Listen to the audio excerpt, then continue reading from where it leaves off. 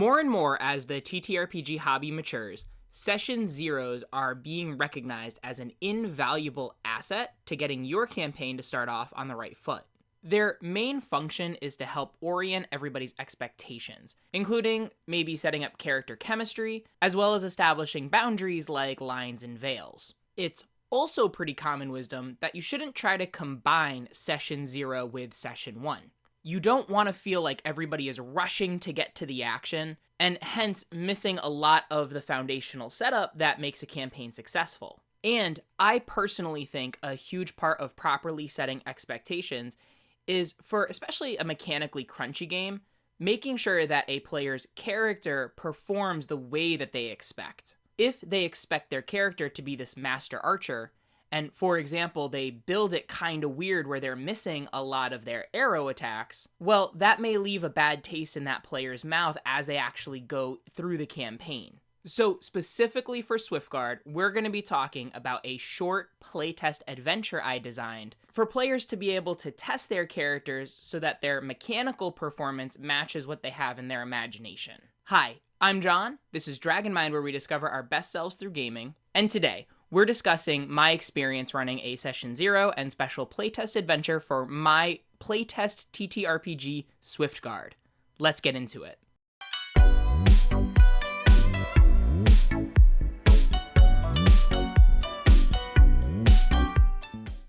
So if this is your first video hearing about my game Swiftguard, here's the summary. Swiftguard is built off the scaffolding of SRD 5.2 from Wizards of the Coast. Many mechanics are carried over, and it features a revised action economy, a la carte character creation, and specific adventure structures that help create memorable stories for your players. To me, there's a huge overlap in the Venn diagram between game mastering and teaching. And in my experience doing both, I find there tends to be a lot of friction when teachers or game masters try to deliver too much content too quickly. For example, I've many times been a player for an overly ambitious game master that tries to run a long-form campaign right off the bat, and they throw out so much information so quickly to try to immerse you in their world without letting the players really just digest the little things that they've told them.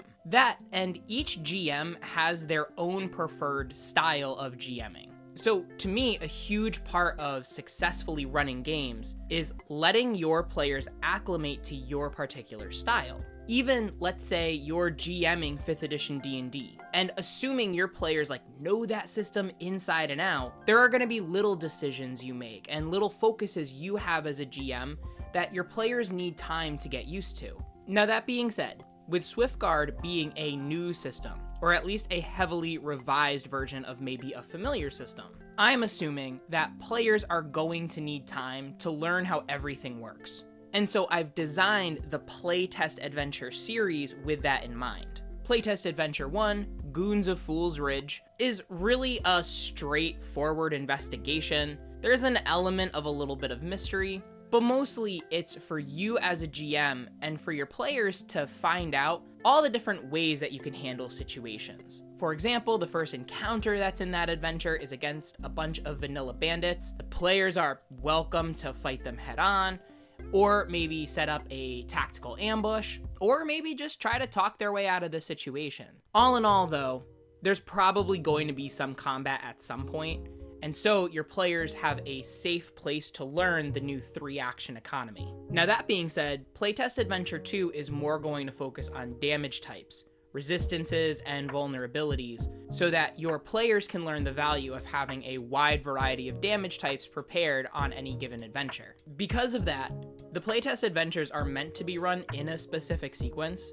so that your players have time to build their skills and familiarity with the game if the system is really new for them. However, I've also recently designed what I call Playtest Adventure 0, a super short adventure which is actually meant to be run as part of a Session 0. Not to necessarily be canon to whatever campaign you're running, but rather as a short way for players that create their own characters to test the mechanics to see if their character meets their expectations. I also wanted to see how much time it would take to run both a Session 0 and mini adventure together, and I'm gonna report, for me and my players, it took us just under 4 hours. The character creation part took a little bit longer. That took 2 hours, so about half the time. And honestly, it wasn't because the process was really complicated. It had more to do with the fact that my players liked so many of the different abilities they could pick from the a la carte menu that they had a hard time making choices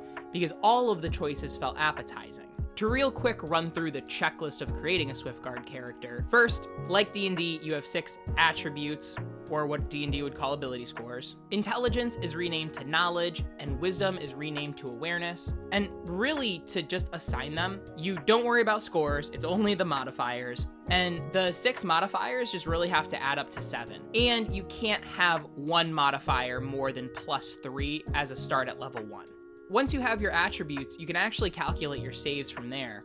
Instead of having saving throw proficiency, in Swiftguard, each of the saves is just the sum of 2 of the attributes. So Fortitude is Strength and Constitution, Reflex is Dexterity and Awareness, and Will is Knowledge and Charisma. And although the saves may have looked stronger or weaker than some D&D characters, still, what interested me looking around the table and seeing how players distributed their attributes, one player looked more like a D&D character, where there was a primary and a secondary modifier that were +3s, and then there might have been a +1 or a -1 here or there. But the other 2 players didn't want to have just one primary attribute. They had a much more even attribute distribution, which made their save bonuses a lot more well-rounded, which was one of my goals of the system.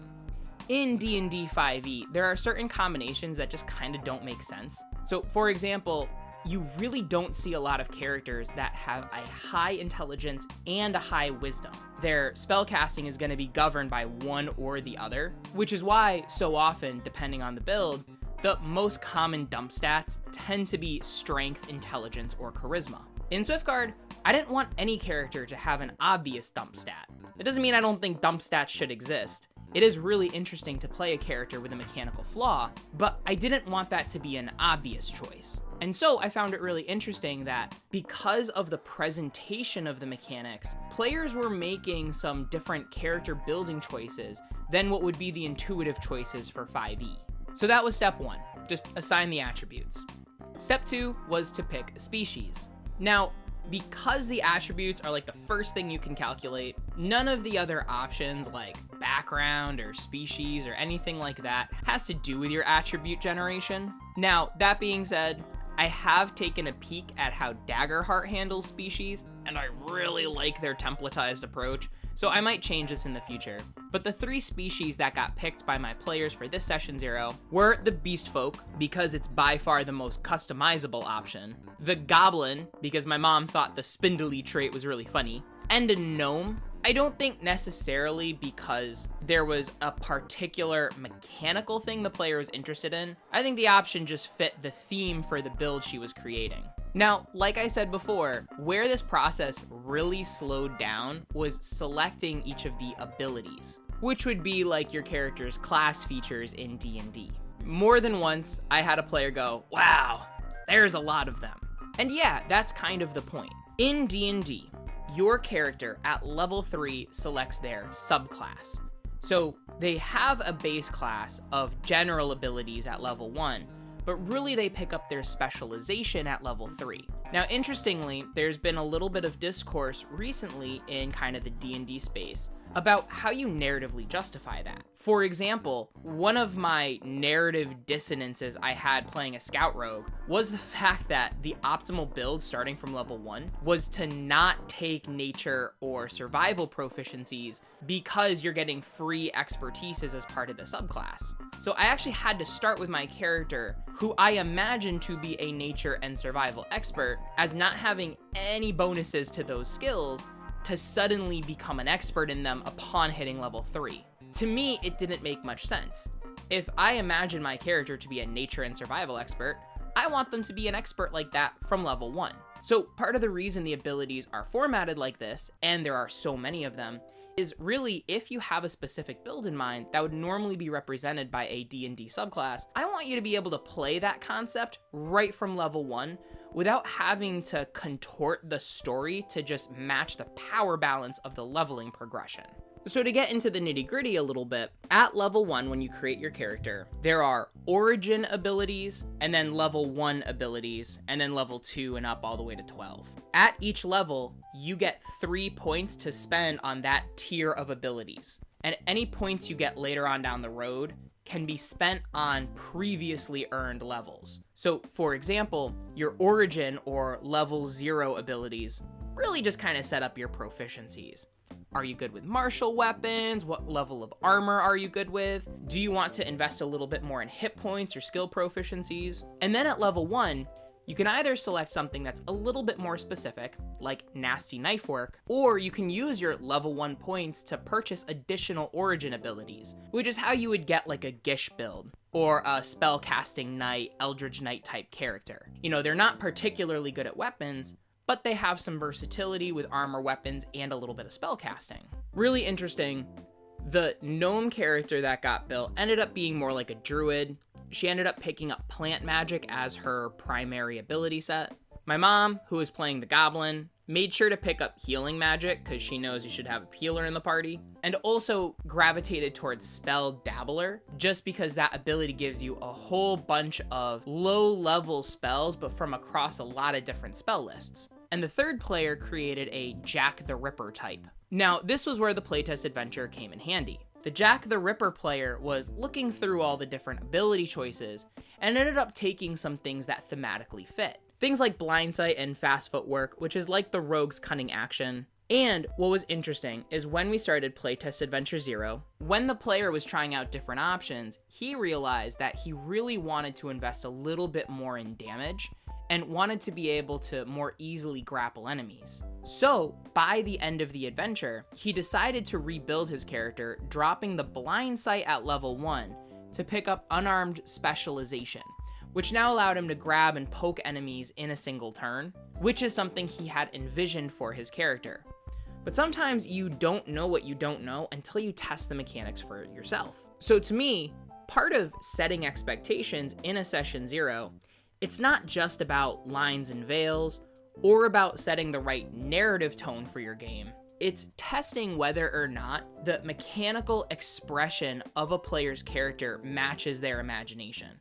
Because there's been so many times I've experienced a character build where I imagine some kind of mechanical performance only for me to misunderstand the mechanics and have a less fulfilling experience because of it.